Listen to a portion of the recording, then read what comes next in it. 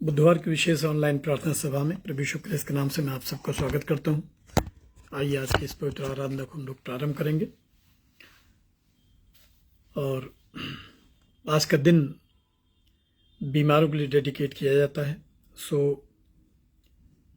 जो बीमार हैं, हॉस्पिटलाइज हैं, अकेलेपन की समस्याओं से जूझ रहे हैं, मेंटली डिस्टर्ब हैं, उन सभी के लिए हम लोग प्रार्थना करते हैं आज के दिन में। और आज मेरे पास बहुत सारे नाम हैं।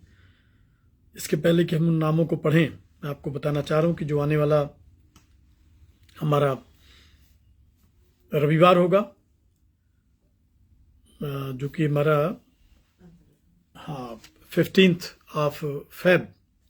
15 फरवरी 2026 को है, तो सुबह हम लोग ऑनलाइन गॉस्पेल फेलोशिप 8 बजे से इसको फेसबुक लाइव पे आके इसका ब्रॉडकास्ट होता है, प्रसारित करते हैं। लेकिन जो महत्वपूर्ण बात मैं आपको बताने जा रहा हूं वो ये है कि नेक्स्ट वेडनेसडे, आने वाला जो बुधवार होगा हमारा, वो 18 फरवरी 2026 को है। और ये दिन मसीही जीवन में बहुत महत्वपूर्ण दिन है। ये एस वेडनेसडे से हमारे 40 दिनों के उपवास काल शुरू हो जाएंगे। 40 डेज की जो हमारी फास्टिंग है, इस दिन से हम लोग इसको शुरू कर देंगे। और इसके विषय में बहुत सारी चीज़ें मैं आपको नेक्स्ट वेडनेसडे बताऊंगा। और ये हम लोगों की जो एस वेडनेसडे की इबादत है, ये शाम को 7 बजे से हम लोग इसको प्रारंभ करेंगे।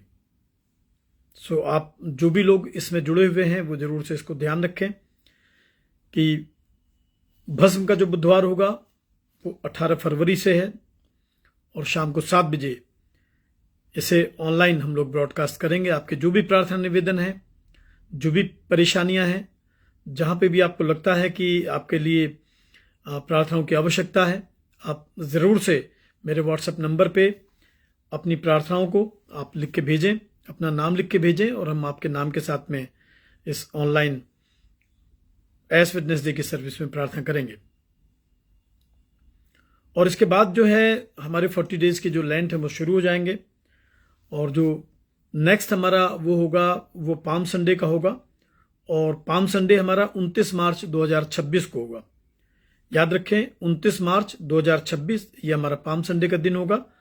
और इस इबादत को भी सुबह 8 बजे से ही हम लोग लेते हैं, सुबह 8 बजे से करेंगे। प्रभु तब तक हम लोगों को न्याय देता है तो हम लोग जरूर से इसको चर्च में इस आराधना को संपन्न कराएंगे। लेकिन अभी जो अनाउंसमेंट है वो इसी प्रकार है, 29 मार्च 2026 पाम संडे की इबादत हम लोग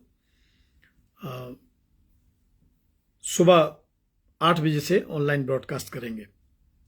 इसके बाद हमारा मॉन्डी थर्सडे आता है जो 2 अप्रैल 2026 को होगा।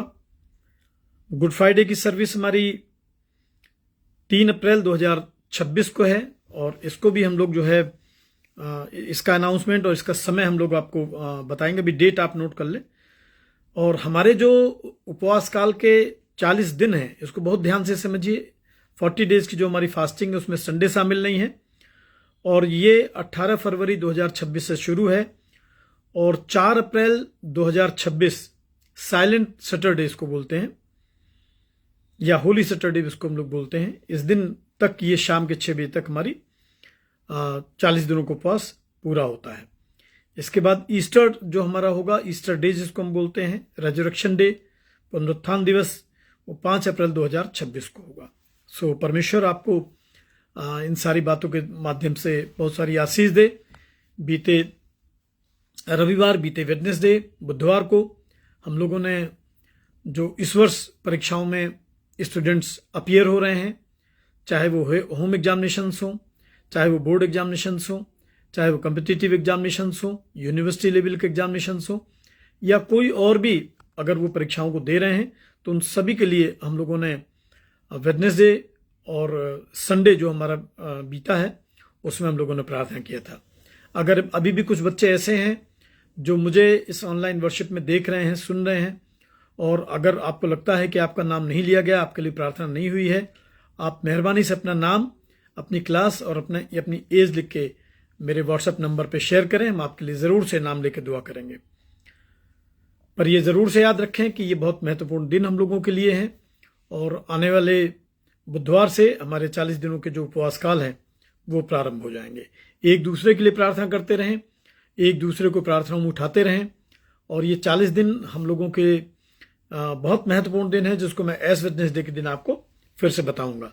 पर आज जो प्रीवियस वेडनेसडे है, एक तरीके से समझिए कि एस वेडनेसडे की तैयारी, उपवास के पहले हम लोगों को थोड़ा सा परमेश्वर के वचन में देखना है कि किस तरीके से प्रभु हम लोगों की अगुवाई के लिए, हम लोगों की आशीष के लिए, हमारी कलीसिया के लिए, हमारे परिवारों के लिए अपने लोगों को चुनता है, अपने लोगों को हमारे बीच में भेजता है। उनके साथ किस तरीके से हम लोगों को एक स्पिरिचुअल रिलेशन को मेंटेन करना है, कैसे उनके साथ में हमें कोऑर्डिनेट करना है, कैसे उनके साथ आशीष में और अनुग्रह में हम लोगों को आगे बढ़ना है। इन बातों पे हम लोगों को आज बहुत कुछ परमेश्वर के वचन से सीखने को मिलेगा। आइए कुछ नाम मैं पढ़ रहा हूं जिनके लिए हम लोग इन दिनों में प्रार्थना कर रहे हैं।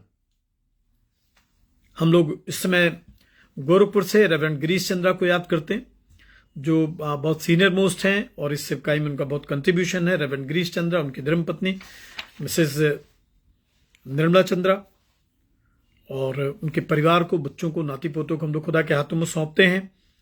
गोरखपुर से हमारे बहुत आदरणीय हैं भाई अजीत थॉमसन, उनकी धर्मपत्नी मिसेस सविता थॉमसन है, उनके बेटे अभिजीत और उनकी वाइफ है नेहा और 2 छोटे बच्चे हैं अभिनीत और अग्रिमा। उनके लिए हम लोग दुआ करेंगे। हम लोग दुआ करेंगे मिस्टर दीप कुमार सिंह के लिए, उनके परिवार के लिए। हम लोग प्रार्थना करेंगे गोरखपुर से सिस्टर मेघना मॉरिस के लिए, उनके बेटे शोभित के लिए हम लोग प्रार्थना करेंगे। हम लोग भाई रवि प्रकाश, उनके परिवार के लिए भी दुआ करेंगे। हम लोग प्रार्थना करेंगे इस समय सिस्टर दीपा शर्मा के लिए, जिनका ब्रेस्ट कैंसर का ट्रीटमेंट चल रहा था और उनका ब्रेस्ट रिमूव हुआ, अभी वो ठीक है, अभी अंडर मेडिकल ट्रीटमेंट है। उनके लिए, उनके परिवार के लिए हम लोग प्रार्थना करेंगे। हम लोग प्रार्थना करेंगे मिस्टर अरुण कुमार निगम के लिए, उनकी धर्मपत्नी के लिए, परिवार के लिए, उनके बच्चों के लिए। चित्रांश निगम और दिव्यांश निगम उनके बच्चे हैं, उनके लिए हम लोग प्रार्थना करेंगे। साथ में हम लोग इसमें प्रार्थनाओं में याद करेंगे भाई आशीष घोष को, उनकी धर्मपत्नी मिसेस काकुली घोष को, दोनों बेटियों को, अदिति को और उनकी बड़ी सिस्टर को याद करेंगे। डॉक्टर रश्मि प्रणीता जॉन, उनके हस्बैंड हैं भाई अविनाश जॉन, उनके लिए हम लोग प्रार्थना करेंगे। दोनों बच्चों के लिए, आदित्य और रिदित के लिए हम लोग प्रार्थना करेंगे। साथ में हम लोग गोरखपुर से डॉक्टर आईजे दास के लिए प्रार्थना करेंगे। उनकी धर्मपत्नी है मिसेस अनीता दास और दोनों उनके 2 बेटे हैं, परिवार है। उन दोनों बेटों के लिए, परिवारों के लिए भी हम लोग दुआ करेंगे। साथ में हम लोग इस समय प्रार्थना करेंगे, हमारे प्रिय हैं मिसेस और पुष्पा लाल और उनके हस्बैंड मिस्टर दिनेश लाल, उनकी बेटी है मोनिका नैन्सी लाल, उनके लिए प्रार्थना करेंगे। उनकी बड़ी बेटी नेहा शरीन लाल, उनके हस्बैंड मिस्टर पवन और उनके दोनों बच्चों के लिए प्रार्थना करेंगे। हम लोग इस समय प्रार्थना करेंगे हमारे भाई कालिब सोलंकी के लिए, उनकी पत्नी लिसम्मा सोलंकी के लिए, दोनों बच्चों के लिए, उनके बेटे बहू के लिए। भाई फैड्रिक बेसरा के लिए हम लोग प्रार्थना करेंगे, उनकी धर्मपत्नी मिसेस रोजलिन बेसरा, तीनों बच्चों के लिए। सृष्टि के लिए, निशांत के लिए और जॉय के लिए हम लोग प्रार्थना करेंगे। हम लोग प्रार्थना करेंगे इस समय सिस्टर उर्मिला तिग्गा के लिए और उनके हस्बैंड मिस्टर जूलियस तिग्गा। उनको ट्रबल है बीते कई वर्षों से, लेकिन प्रभु ने उनको अपनी पनाह में रखा है। हम उनके लिए भी दुआ करेंगे। हम लोग प्रार्थना करेंगे मिसेस प्रमिला लाल, जो प्रभु की गोद में है इस समय, और 14 फरवरी को उनके 40 डेज पूरे होंगे और उसमें वो परिवार एक शांति प्रार्थना सभा का आयोजन कर रहे हैं। हम उनके दोनों बेटों के लिए, पारितोष के लिए, उनकी पत्नी वैशाली के लिए, छोटी बेटी पीहू के लिए दुआ करेंगे। उनके छोटे बेटे के लिए, परिष्कार के लिए, उनकी पत्नी बेनजीर के लिए हम लोग प्रार्थना करेंगे।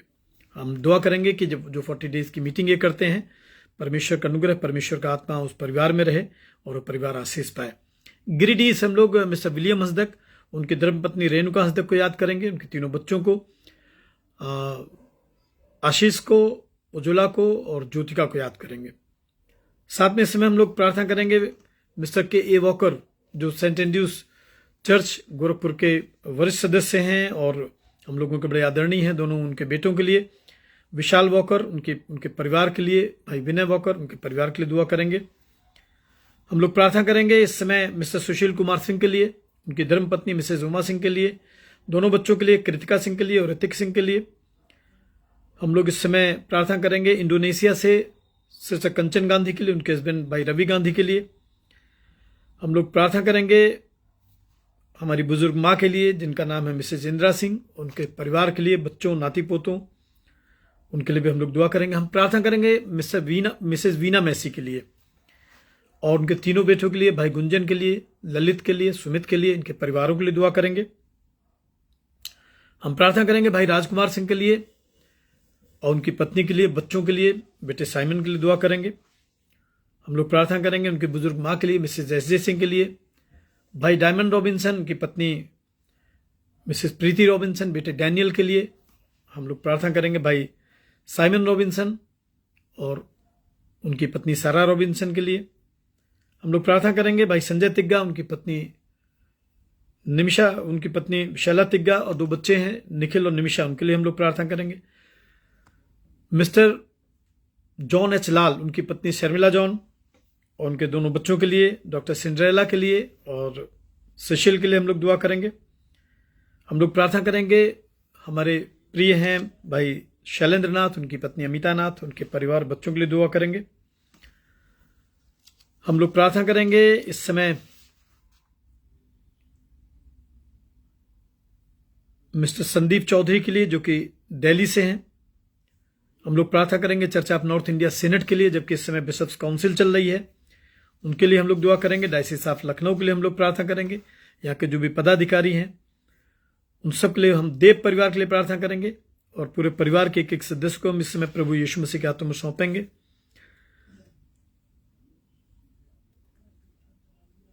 साथ में हम उन तमाम लोगों के लिए जो इस समय इस ऑनलाइन वर्शिप में शामिल हैं, उनके लिए, उनके परिवार के लिए हम लोग दुआ करेंगे। और हम प्रार्थना करेंगे आज एक विशेष रूप से, जब हम आने वाले बुधवार से अपनी 40 दिनों की उपवास प्रार्थना सभा को प्रारंभ करते हैं, तो परमेश्वर हम में से हर एक को, हर एक विश्वासी को, हर एक विश्वासी घराने को एक उपवासी हृदय दे। हम इन दिनों में अपने आप को तैयार करने पाएं। और हम प्रार्थना करेंगे इस समय गाजियाबाद से मिस्टर सेड्रिक गरीबा और उनके परिवार के लिए, church of north India senate के हमारे भाई नील अलेक्जेंडर के लिए, उनके परिवार के लिए प्रार्थना करेंगे। भाई संजय हैरिसन उसी परिवार से हैं और उनके परिवार के लिए दुआ करेंगे। सिस्टर जेनिफर हैं, उनके परिवार के लिए हम लोग दुआ करेंगे और सिस्टर जेनिफर के लिए दुआ करेंगे। सो आइए इन सभी नामों को हम लोग प्रभु यीशु मसीह के हाथों में सौंपेंगे और हम थोड़ा सा समय बहुत शांत मन के साथ में प्रभु यीशु मसीह के पास में चलेंगे, अपनी आंखों को बंद कर लेंगे और आइए हम लोग दुआ करेंगे। दयालु सामर्थ्य अनुग्रहकारी पिता, सारे संसार के स्वामी, बड़े विश्वास और आदर के साथ प्रभु, एक कलीसिया के रूप में परमेश्वर, आपके बेटे बेटियों के रूप में पिता, अलग अलग स्थानों से, अलग अलग परिवारों से प्रभु जी हम आपके सिंहासन के सन्मुख आते हैं पिता, पश्चाताप करते हैं प्रभु। हम गुनहगार लोग हैं पिता परमेश्वर, हमारे अंदर कोई योग्यता नहीं है प्रभु। हम बहुत बार प्रभु आपकी विधियों से, आपकी शिक्षा आज्ञाओं से चूक जाते हैं, अलग हो जाते हैं प्रभु। पर पिता आप किसी भी परिस्थिति में परमेश्वर हमको कभी न छोड़ते हैं, न त्यागते हैं।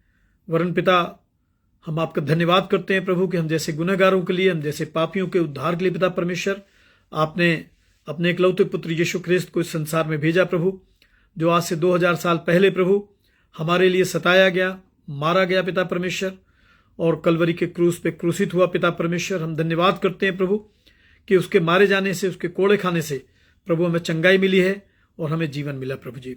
पिता परमेश्वर जब हम आने वाले वेडनेसडे से पिता परमेश्वर प्रभु हम 40 दिनों के उपवास काल में प्रवेश करते हैं पिता प्रभु, हम में से हर एक को आप एक पश्चातापी हृदय दीजिए, एक क्षमा का हृदय दीजिए, एक प्रेम का हृदय दीजिए पिता परमेश्वर कि प्रभु हम अपने जीवन से बाहर निकलें, अपने भाई बहनों से प्रेम करें पिता परमेश्वर और हमसे जो भी हो सकता है प्रभु हम उनकी आवश्यकताओं की पूर्ति करें।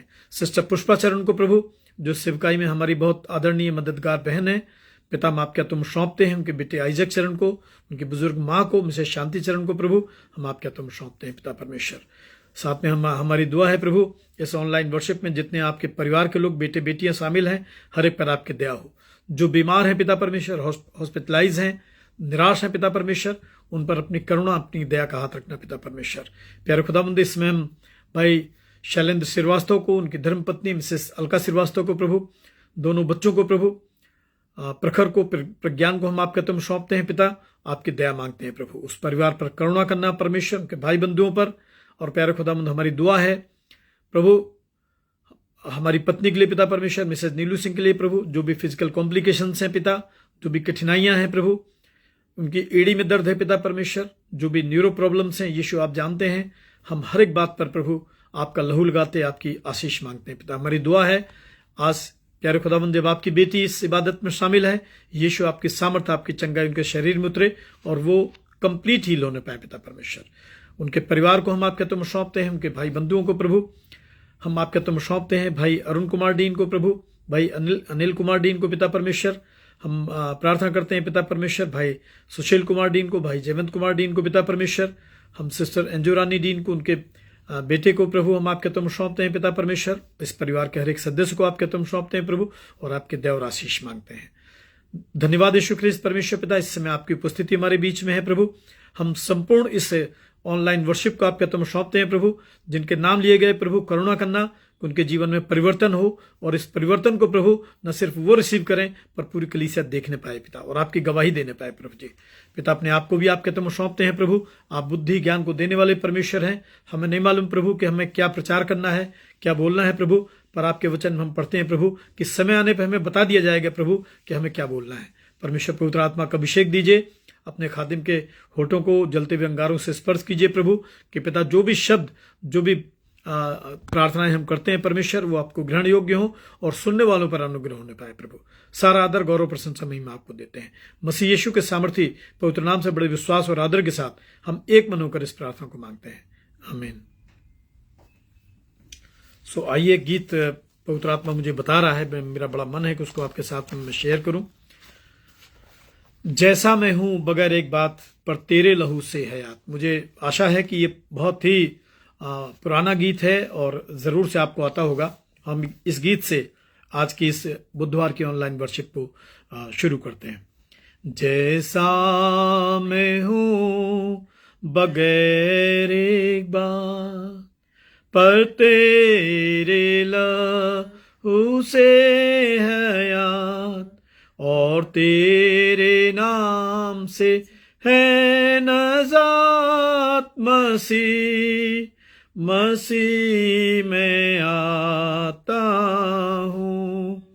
जैसा मैं हूँ कंगाल बदकार, कमजोर नाला या लाचार, अब तेरे पास है मददगार मसीह, मसीह में आता हूँ। जैसा मैं हूँ कम वक्त नापाक, और मेरी हालत दहशतनाक, लड़ाई भीतर बाहर बात मसीह, मसीह में आता हूँ।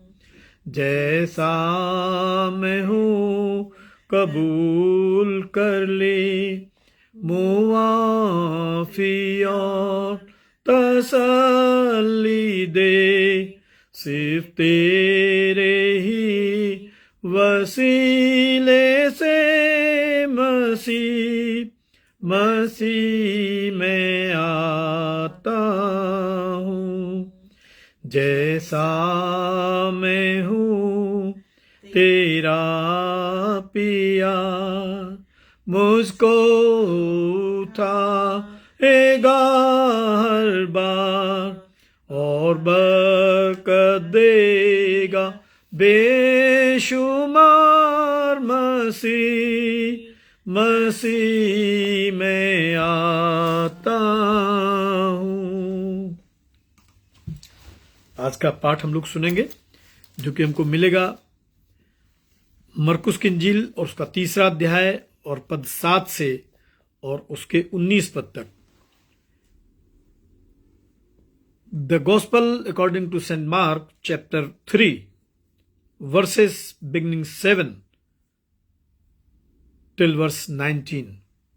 मरकुस की इंजील उसका 3रा अध्याय और उसके 7 पद से प्रभु यीशु ख्रीस्त का पवित्र सुसमाचार यहां इस प्रकार से लिखा है। यीशु अपने चेलों के साथ झील की ओर चला गया और गलील से एक बड़ी भीड़ उसके पीछे हो ली, और यहूदिया और यरूशलेम और इदूमिया और यरदन के पार और सूर और सैदा के आसपास से एक बड़ी भीड़ ये सुनकर कि वो कैसे अचंभे के काम करता है उसके पास आई। उसने अपने चेलों से कहा कि भीड़ के कारण एक छोटी नाव मेरे लिए तैयार रहे ताकि वे मुझे दबा न सके, क्योंकि उसने बहुतों को चंगा किया था, इसलिए जितने लोग रोगग्रस्त थे उसे छूने के लिए उस पर गिर पड़ते थे। अशुद्ध आत्माएं भी जब उसे देखती थीं तो उसके आगे गिर पड़ती थीं और चिल्लाकर कहती थी कि तू परमेश्वर का पुत्र है, और उसने उन्हें बहुत चिताया कि प्रकट न करना। फिर वो पहाड़ पर चढ़ गया और जिन्हें वो चाहता था उन्हें अपने पास बुलाया और वे उसके पास आए। तब उसने 12 पुरुषों को नियुक्त किया कि वे उसके साथ साथ रहें, और वो उन्हें भेजे कि वे प्रचार करें और दुष्टात्माओं को निकालने का अधिकार रखें। वे ये हैं शमौन जिसका नाम उसने पतरस रखा, और जब्दी का पुत्र याकूब, और याकूब का भाई यूहन्ना जिनका नाम उसने बोअनर्गिस अर्थात गर्जन के पुत्र रखा, और अंद्रियास और फिलिपुस और बर्तुल्मै और मत्ती और थोमा और हल्फई का पुत्र याकूब और तद्दई और शमौन कनानी और यहूदा इस्करियोती जिसने उसे पकड़वा भी दिया। ये हमारे उद्धारकर्ता प्रभु यीशु ख्रीस्त का पवित्र सुसमाचार है। हे प्रभु आपकी महिमा हो। आइए हम प्रभु की इस महिमा से पहले इस गीत को गाएंगे और इसके बाद हम आज के कलाम में हम फिर शामिल होंगे। मुक्ति दिलाई यीशु नाम, शांति दिलाई यीशु नाम। मुक्ति दिलाए यीशु नाम, शांति दिलाए यीशु नाम। मुक्ति दिलाए यीशु नाम, शांति दिलाए यीशु नाम। यीशु दया का गहरा सागर, यीशु दया का गहरा सागर, यीशु है दाता महान, यीशु है दाता महान। मुक्ति दिलाए यीशु नाम, शांति दिलाए यीशु नाम।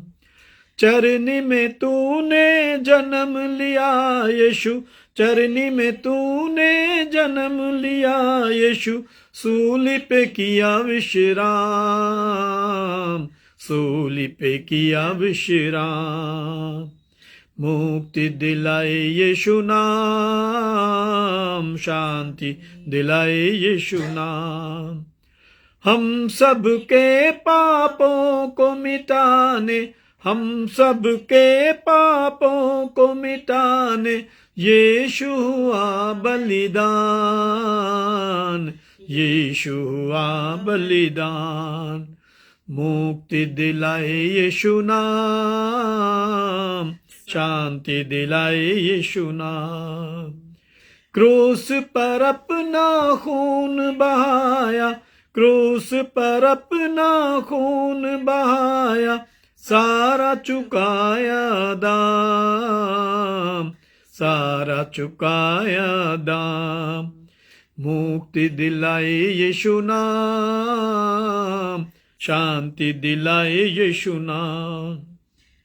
उन पर भी प्रभु कृपा करना, उन पर भी यीशु कृपा करना, जो है पापी नादान,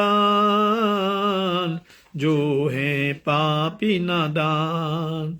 तो बोलो मुक्ति दिलाए यीशु नाम, शांति दिलाए यीशु नाम। मुक्ति दिलाए यीशु नाम, शांति दिलाए यीशु नाम। प्रार्थना करेंगे। प्यारे प्रभु, आप शांति के राजकुमार हैं पिता परमेश्वर। जब हम आपका स्मरण करते हैं, एक ऐसी शांति प्रभु, एक ऐसी समझ, एक ऐसा जीवन प्रभु हमें मिलता है जो मनुष्यों की समझ से बाहर है पिता परमेश्वर, जिसे संसार में प्रभु हमें कोई भी नहीं दे सकता पिता परमेश्वर। इसलिए महान सामर्थी प्रभु, आज की पवित्र शाम प्रभु हमें समझ दीजिए, हमें बुद्धि दीजिए, और जो बीमार हैं पिता, जिनके नाम लिए गए, जो इस ऑनलाइन इबादत में शामिल है प्यारे खुदाबंद प्रभु, उन्हें आशीष दीजिए पिता परमेश्वर, उनको जीवन दीजिए, उनको चंगाई दीजिए प्रभु। इस वचन पर अपनी आशीष उंडेलना पिता परमेश्वर, कि प्रभु आज का वचन हमारे पांव का दीपक और मार्ग का उजियाला ठहरे प्रभु। इस प्रार्थना को हमारे उद्धारकर्ता, हमारे मुंजी प्रभु यीशु ख्रिस्त के नाम से हम एक मन होकर मांगते हैं, आमीन। आप सबको जय मसीह की। मसीही जीवन, मसीही परंपराएं, मसीही विश्वास, मसीही कलीसिया, ये मैं आपको ये बताना चाह रहा हूं कि एक रिचुअल नहीं है, एक रिलीजन नहीं है, एक ट्रेडिशन नहीं है। ऐसा नहीं है कि जैसे अलग अलग कलर्स के हम कपड़े पहनते हैं, अलग अलग हमारी भाषाएं हैं, बोलियां हैं, अलग अलग हमारी धार्मिक परंपराएं हैं, मान्यताएं हैं, वर्ल्ड लेवल पे बहुत सारे कल्ट हैं, बहुत सारे रिलीजन हैं। तो वैसे ये मसीह रिलीजन, मैं आपको ये बताना चाह रहा हूं, ये जो मसीह विश्वास है, ये एक नई सृष्टि की कहानी है, एक नए जीवन की बात है, जिसके विषय में पौलुस बहुत डिक्लेयर करते हैं। 2 कुरिन्थियों 5 अध्याय उसके 17 पद को जब आप पढ़ेंगे, मसीह यीशु में जो हैं, जो खुदा में ईमान रखते हैं, जो परमेश्वर से प्रेम करते हैं, वो नई सृष्टि है। और जो नई सृष्टि है, उनके लिए सब बातें मिलकर भलाई ही को उत्पन्न करती हैं, क्योंकि उनके जीवन में, उनके विश्वास में, उनकी मानसिकता में एक कंप्लीट रिफॉर्मेशन हो चुका है, कंप्लीट चेंज हो चुका है। इसीलिए मसीह वो है जो सबको अपना ले, जो सबको ग्रहण कर ले, जो सबको क्षमा कर दे, जो सबको प्रेम कर दे। ये सिखाने के लिए, ये बताने के लिए, ये शिक्षा देने के लिए स्वर्ग में योजना बनी, और इस योजना में पूरे स्वर्ग का जो राज्य है, जो वहां के स्वर्गदूत हैं, वो सभी इसमें शामिल हुए, पात्र चुने गए, समय निर्धारित किया गया। और तब वचन में लिखा है कि गलातियों 4 उसके 4 पद को पढ़ेंगे कि जब समय पूरा हुआ, परमेश्वर ने अपने इकलौते पुत्र यीशु ख्रिस्त को इस संसार में भेजा। तो वो पुत्र जो आया, इसके पहले भी बहुत सारे महापुरुष आए, बहुत सारे संत आए, बहुत सारे पैगंबर आए, बहुत सारे अवतार आए, लेकिन जैसा ये आया, आप इसका अध्ययन करके देखिए, ये कोई वाइस स्टेटमेंट नहीं है। ऐसा न कोई आया, और जैसा ये यहां से विदा हुआ, न कोई ऐसा यहां से गया।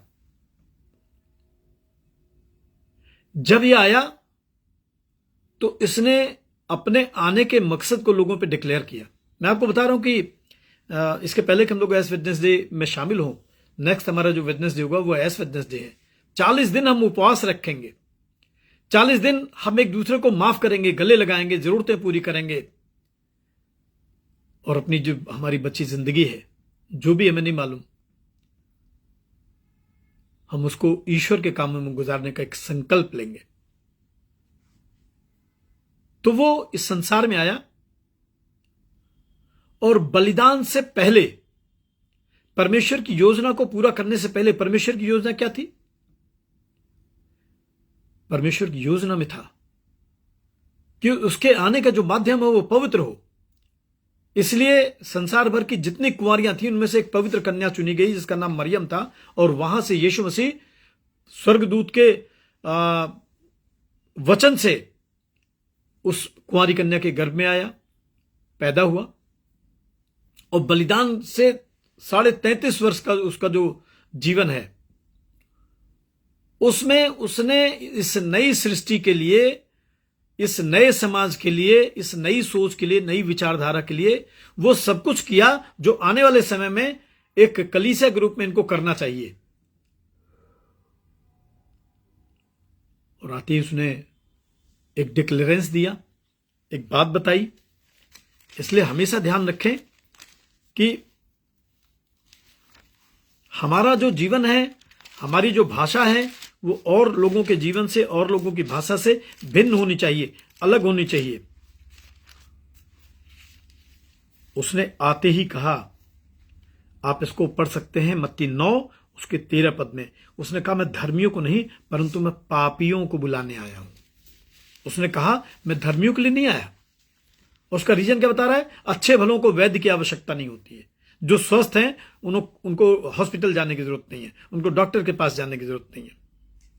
जो रिलीजियस हैं, मुझे लगता है कि वो इतने कॉन्फिडेंट हैं कि उनको लगता है कि उनको पश्चाताप करने की जरूरत नहीं, उनको उद्धार पाने की जरूरत नहीं है, उनको अनंत जीवन की आवश्यकता नहीं है। इसलिए उसने कहा कि जो पापी हैं, बिछड़े हुए लोग हैं, समाज की मुख्यधारा से अलग कर दिए गए लोग हैं, अत्याचार सहने वाले लोग हैं, निर्धन लोग हैं, अपाहिज लोग हैं, गुनहगार लोग हैं, वृद्ध हैं, बुजुर्ग हैं, बच्चे हैं, जो अनाथ हैं, जिनका कोई नहीं है, उनके लिए संसार में आया हूं। यहां से समाज बनता है, यहां से नया संसार बनता है। और उस नए संसार का एक उद्धार पाया हुआ व्यक्ति होने के नाते, प्रभु का बेटा बेटी होने के नाते हमारी क्या जिम्मेदारियां अब बनती हैं, इस पे हमें बहुत ज्यादा सोचना है। यीशु एक मार्ग दिखा गया, यीशु एक पैटर्न तय कर गया, एक तरीका बता गया, उसको फुलफिल करना ये हम सबकी जिम्मेदारी है।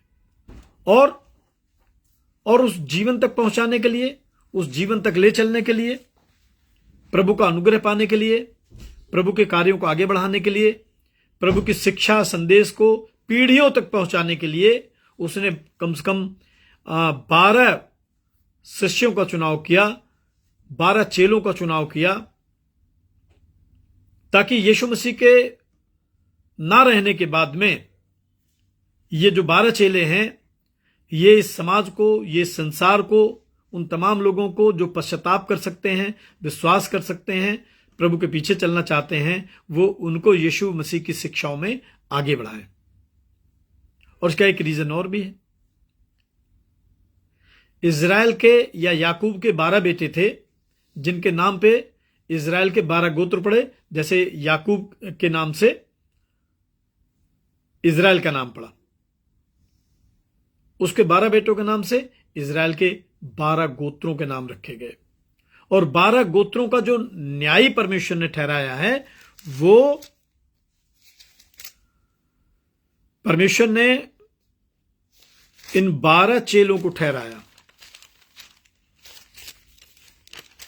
12 चेलों को उसने न्यायी ठहरा दिया।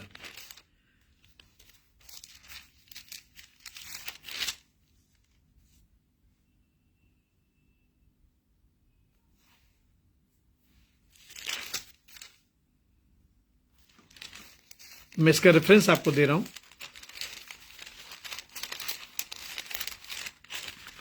मरकुस की इंजील, उसका 17 अध्याय,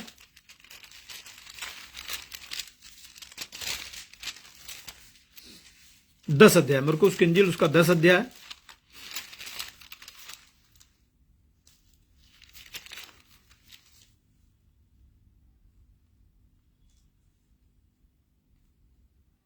और उसके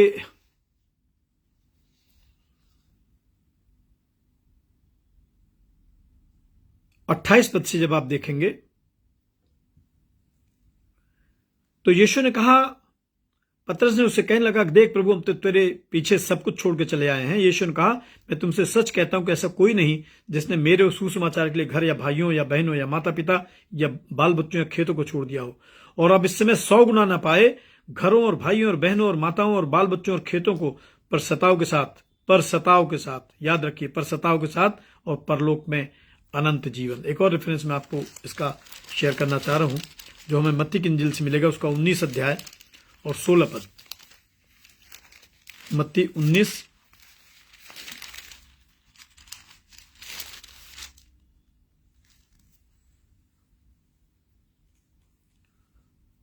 और उसके 28 पद को देखेंगे।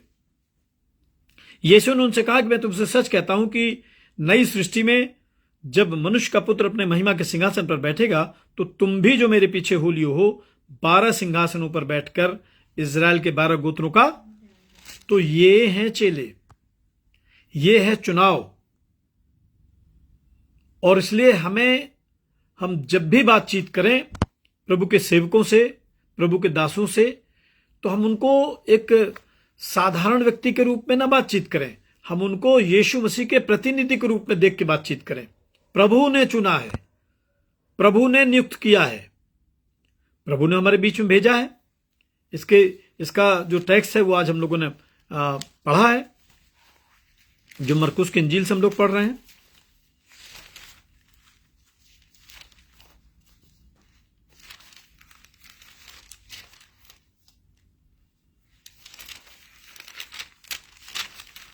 मरकुस की इंजील कौन सा अध्याय है? हाँ, 3 अध्याय और उसका 7 पद से। मरकुस की इंजील उसका 3 अध्याय 7 पद से है, और लूका की इंजील उसका 15, यूहन्ना की इंजील उसका 15 अध्याय भी निकालेंगे। देखिए, ये चुनाव तो परमेश्वर का है।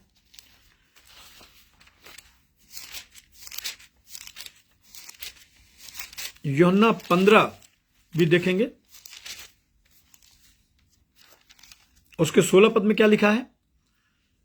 तुमने मुझे नहीं चुना परंतु मैंने तुम्हें चुना है और तुम्हें नियुक्त किया है कि तुम जाकर फल लाओ, तुम्हारा फल बना रहे, और तुम मेरे नाम से जो कुछ पिता से मांगो वो तुम्हें दे। इन बातों की आज्ञा मैं तुम्हें इसलिए देता हूं कि तुम एक दूसरे से। तो मरकुस के इंजील उसके 3 अध्याय में क्या घटना है कि यीशु ख्रिस्त गलील की झील के किनारे, बड़ी भीड़ उसके पीछे हो रही है, और स्थानों के नाम लिखे हैं, यहूदिया, यरूशलेम, इदूमिया, यर्दन के पार, सूर, सैदा। क्या कारण है? उन्होंने यीशु ख्रिस्त की सामर्थ को देखा है। उन्होंने देखा है कि इस संसार में जो असंभव है वो प्रभु के पास में संभव है।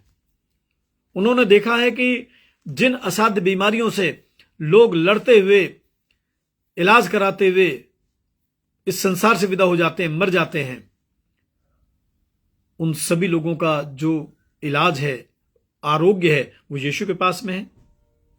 और इतनी भीड़, बाइबल में लिखा है कि लोग एक दूसरे पे गिरे पड़ते थे और एक दूसरे को छूना चाहते थे। एक दूसरे को वो प्रभु को छूना चाहते थे, क्योंकि जितने लोगों को उसने चंगा किया था वो रोगग्रस्त थे, और उसे छूने के लिए वो उस पर गिरे पड़ते थे। और जब आप इसको इमेजिन करेंगे, इसको आप अपने विश्वास की आंखों से देखेंगे, तो आप पाएंगे कि आज भी अगर हम विश्वास के साथ इकट्ठे होते हैं, विश्वास के साथ गिरजाघरों में जाते हैं, तो आज भी प्रभु की उपस्थिति हमारे बीच में होती है।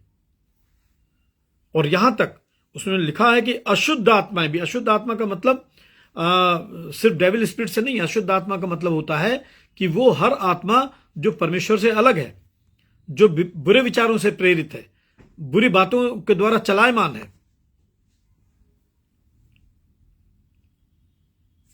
वो भी प्रभु को देखते थे और उसके आगे गिर पड़ते थे, क्योंकि जानते थे कि उनकी इन बुरी बातों का, बुरी आदतों का अगर कोई ट्रीटमेंट है, कोई इलाज है, कोई छुटकारा दे सकता है, जिसमें शराब पीना है, नशा करना है, बुरी मानसिक प्रवृत्ति है, तो वो सिर्फ यीशु मसीह है। और वो चिल्लाकर कहते थे कि तू परमेश्वर का पुत्र है। आज हम में से बहुत सारे परिवार, आज हम में से बहुत सारे भाई, बहुत सारे बहन, बहुत सारे पिता, बहुत सारी माताएं इस बात से जूझ रही हैं कि उनके बच्चे, उनके परिवार, उनके जीवन, उनके प्रिय गंदे नशे की गिरफ्त में आ चुके हैं, उनको छुटकारा नहीं मिलता है। वो बहुत इलाज करा के उनका थक चुके हैं। मैं आपको यीशु मसीह के नाम से एक सलाह देता हूं, एक आत्मिक परामर्श देता हूं। आप एक बार अपने प्रिय को, अपने आप को, अपने परिवार को प्रभु के सामने लेके आइए। घुटनों पे आइए, प्रभु के भाग को, प्रभु को वापस कीजिए, पश्चाताप कीजिए और प्रभु पे विश्वास कीजिए। जो अब तक मनुष्यों से नहीं हो सका है वो प्रभु आपको करेगा। और आप अनाउंस करिए कि तू परमेश्वर का पुत्र है। और 12 पद मिले, उसने उन्हें बहुत चिताया कि मुझे प्रकट न करना। क्यों? लोग आज छोटा सा काम करके मशहूर होना चाहते हैं, पर प्रभु मशहूर नहीं होना चाहता था, क्योंकि उसका मिशन बड़ा था। उसे भी बहुत सारे काम करने थे। उसको भी लाजर को जिलाना था, उसको भी कलवरी के क्रूस पे लहू बहाना था, उसको भी उस पश्चाताप करने वाले डाकू को एक वायदा करना था कि तू आज ही मेरे साथ स्वर्गलोक में होगा। उसको तीसरे दिन अपने पिता की सामर्थ से, जब उसका मिशन पूरा होता है तो स्वर्गधाम जाने के लिए उसको तीसरे दिन कब्र से बाहर निकलना था, जीवित होना था। 40 दिन तक अपने चेलों को उपदेश देना था। यरूशलेम में, यहूदिया में, गलील में अलग अलग लोगों के पास में जाके स्वर्गराज का संदेश सुनाना था। इसलिए उसने कहा कि अभी मुझको प्रकट न करना, मुझे अभी पिता के बहुत सारे काम करने हैं। और कला में लिखा, फिर वो पहाड़ पे चढ़ गया और जिन्हें वो चाहता था उन्हें अपने पास बुलाया और वे उनके पास आए। लूका की इंजील उसका 6 अध्याय 12 से 16 निकालेंगे।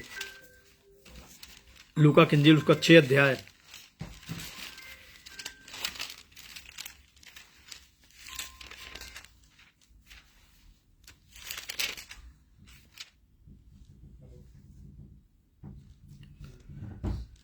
इसमें जो सबसे महत्वपूर्ण बात मैं आपको बताने जा रहा हूं उसको जरा से देख लें। लूका की इंजील उसका 6 अध्याय और 12 पद में लिखा है, उन दिनों में वो पहाड़ पर प्रार्थना करने गया और परमेश्वर से प्रार्थना करने में सारी रात बिताई। पूरी रात जगा है यीशु ख्रिस्त प्रार्थनाओं में। और जब दिन हुआ तो उसने अपने 12 चेलों को बुलाया, उनमें से 12 चुने। सारी रात जगा है खुदा, तब ये चुनाव हुआ है, तब ये चुनाव हुआ है। और आगे पढ़ेंगे। 12 चेलों को चुना और उनको अपॉइंट किया है, उनको नियुक्त किया है कि वे उसके साथ साथ रहें और वो उन्हें भेजे कि वो प्रचार करें। इस प्रचार के साथ साथ कलीसिया की जिम्मेदारी के साथ साथ, कलीसिया की अगुवाई के साथ साथ बाइबल में लिखा है, और दुष्ट आत्माओं को निकालने पर अपना अधिकार रखें। उनके नाम दिया गया है। और 19 पद में लिखा है, यहूदा इस्करियोती भी जिसने उसे पकड़वा भी दिया था। यहूदा इस्करियोती भी जिसने उसे पकड़वा भी दिया था।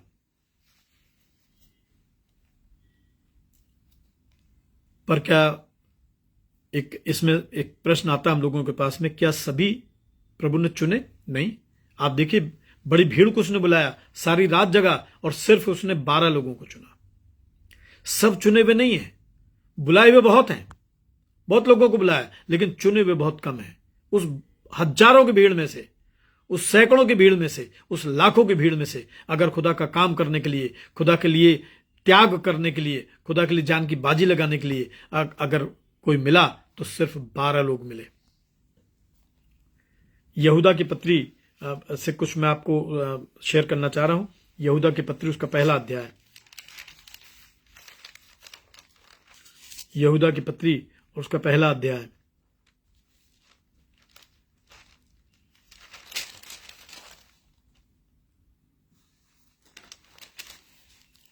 और उसके 4 पद में लिखा है, क्योंकि कितने मनुष्य चुपके से हम में आ मिले हैं,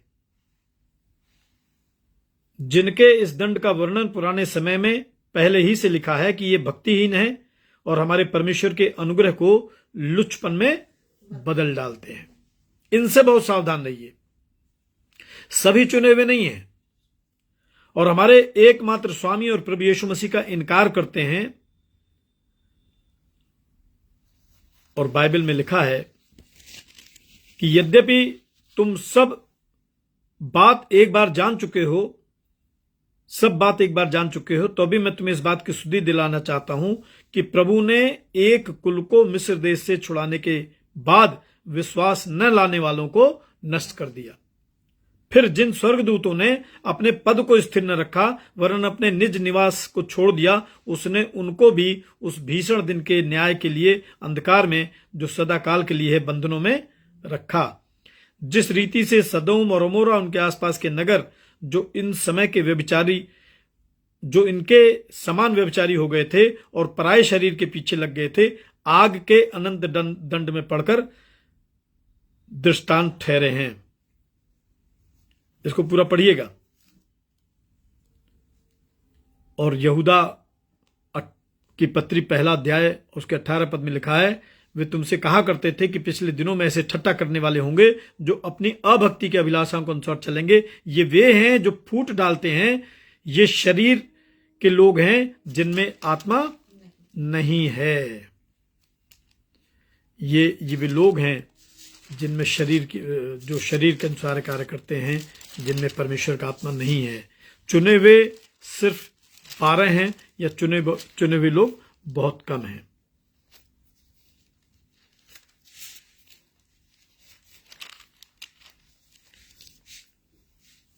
रोमियो की पत्री 8 अध्याय कैसे पहचानेंगे मैं आपको ये बता रहा हूं। सिर्फ कैसे पहचानेंगे ये मैं आपको बता रहा हूं। और दुष्टों से जो बहरूपिये हैं, जिन्होंने वेश धारण कर रखा है, उनसे बाइबल अलग होने के लिए कहती है। बाइबल कहती है उनको अपने घर में भी आने ना दो। रोमियो की पत्री 8 अध्याय और उसके 14 पद को जब आप देखेंगे, इसमें लिखा है, इसलिए जितने लोग परमेश्वर के आत्मा के चलाए चलते हैं वे ही परमेश्वर के पुत्र हैं।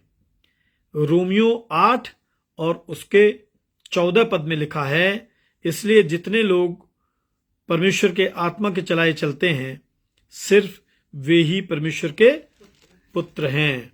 और एक और रेफरेंस मैं आपको दूंगा जो मैं मिलेगा 2 यूहन्ना और उसका 1 ही अध्याय है, उसमें देख लीजिए। उसके 10 पद में क्या लिखा है, यदि कोई तुम्हारे पास आए और यही शिक्षा ना दे, उसे ना तो घर में आने दो और ना नमस्कार करो, क्योंकि जो कोई ऐसे जन को नमस्कार करता है उसके बुरे कामों में साझी होता है।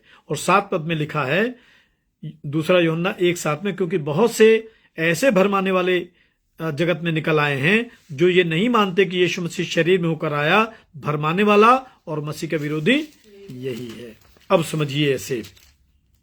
और अगर हम ऐसा कुछ करते हैं या ऐसी संगति में पड़ जाते हैं या ऐसी विचारधारा हमारे अंदर बनी रहती है कि जो प्रभु के चुने हुए हैं, हमारा आत्मा गवाही देता है कि ये चुने हुए लोग हैं, उनके जीवन से हमको आशीष मिलती है, उनकी प्रार्थनाओं से हमको शक्ति मिलती है, हमको जीवन मिलता है, हमको चंगाई मिलती है। इसके बाद भी अगर हम उनका विरोध करते हैं, उनकी सेवा को हम बदनाम करते हैं, उनके जीवन को हम नष्ट करते हैं, तो जरा हम मरकुस की इंजील उसका 3 अध्याय हम निकालेंगे और उसके 28 पद में देखेंगे क्या लिखा है। मरकुस की इंजील उसका 3 अध्याय उसके 28 पद में लिखा है, मैं तुमसे सच सच कहता हूं। यीशु ने क्या कहा, मैं तुमसे सच सच कहता हूं कि मनुष्यों की संतान के सब पाप और निंदा जो वे करते हैं वो क्षमा कर दी जाएगी, परंतु जो कोई पवित्र आत्मा के विरोध में निंदा करेगा। पवित्र आत्मा के विरोध में निंदा का मतलब क्या हुआ, ये खुदा के लोग जो पवित्र हैं, जो परमेश्वर को प्रिय हैं, जो प्रभु के लिए अपना घर बार खेती जमीन छोड़ आए हैं, रोजगार छोड़ आए हैं, जिन्होंने मृत्यु का बपतिस्मा प्रभु में ले लिया है, अगर हम इसके बाद भी उनके विरोध में काम करते हैं, उनकी सेवकाई को बिगाड़ते हैं, उनके सुसमाचार का हम हनन करते हैं, उनका हैरेसमेंट करते हैं, तो पवित्र बाइबल मरकुस की इंजील और उसका 3 अध्याय 28-29 पद को देख लीजिए। उसमें लिखा है, जो कोई पवित्र आत्मा के विरोध में निंदा करे वो कभी भी क्षमा नहीं किया जाएगा, वरन वो अनंत पाप का भागी ठहरता है। और ये जो वचन है ये देखिए सभी जगह लिखा हुआ है। मैं आपको और दिखा दे रहा हूं आपको।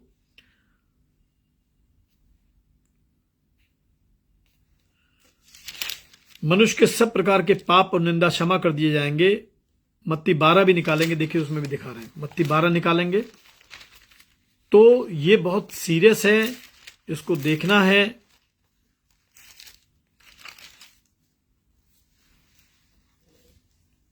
मत्ती 12 और उसके 31 और 32 पद को मैं आपके साथ शेयर कर रहा हूं, आप देख लें मेहरबानी से जरा। उसमें लिखा है, इसलिए मैं तुमसे कहता हूं कि मनुष्य का सब प्रकार का पाप और निंदा क्षमा की जाएगी, परंतु पवित्र आत्मा की निंदा क्षमा नहीं की जाएगी। जो कोई मनुष्य के पुत्र के विरोध में कोई बात कहेगा, उसका वो अपराध क्षमा किया जाएगा, परंतु जो कोई पवित्र आत्मा के विरोध में कुछ कहेगा, उसका अपराध ना तो इस लोक में और ना परलोक में क्षमा किया जाएगा। एस वेडनेसडे 40 दिनों का हमारा एक विशेष समय होता है, एक विशेष अवसर होता है। संसार से हटके, लोगों के बातों से हटके, अपनी व्यक्तिगत विचारधाराओं से हटके हम एक बहुत आत्मिक उपवास के वातावरण में आ जाते हैं, जहां पे प्रभु की बातें होती हैं, जहां पे प्रभु का सानिध्य होता है, और वहां पे प्रतिदिन हमें एक एक अपनी बुराई को, एक एक अपने ऐसे कामों को जो हम जानते हैं कि हमने ईश्वर के विरोध में किया है, उनका त्याग करते जाना है, और उसके बदले में एक एक अच्छी बात को जो पवित्र आत्मा को और उसके राज्य को बढ़ाते हैं, उसके कार्य को बढ़ाते हैं, उसको हमको ग्रहण करते जाना है।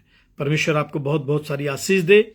दुआ करें हमारी कलीसियाओं में, हमारे समाज में हमें ड्वेल पर्सनैलिटी के लीडर्स ना मिलें, हमें प्रभु के सच्चे दास मिले, सच्चे सेवक मिले, सच्ची सेविकाएं मिले, जो वास्तव में प्रभु के नाम से इस समाज के लिए, प्रभु के लिए अपना घर बार परिवार छोड़ के आए हैं, और जो सेवा करते हैं, जिनकी दुआओं से हमको ब्लेसिंग मिलती है, जिनके आने से हमारे परिवार के वातावरण में रिफॉर्मेशन होता है, सुधार होता है। प्रभु आपको आशीष दे। आइए हम लोग एक गीत और गाएंगे, और इस गीत के बाद में हम फिर जो है प्रभु की प्रार्थना और आशीष वचन से विदा होंगे।